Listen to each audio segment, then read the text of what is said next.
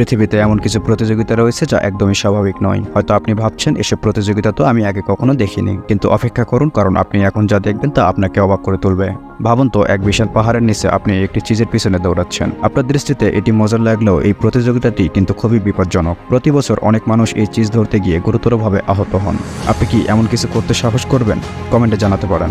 আচ্ছা, এটা নয় বাদ দিলেন, আপনি কি আপনার স্ত্রীকে কাঁধে নিয়ে দৌড়াতে পারবেন? ফিনল্যান্ডে এমনই এক অদ্ভুত প্রতিযোগিতা আছে যেখানে স্বামীরা তাদের স্ত্রীদের কাঁধে নিয়ে দৌড়ায়। না, এটা কোনো মজা নয়। এই প্রতিযোগিতায় বিজয়ী হলে আপনি পাবেন স্ত্রীর ওজনের সমান বিয়ার। একবার ভেবে দেখুন, এমন প্রতিযোগিতায় আপনি কি অংশগ্রহণ করতে চান?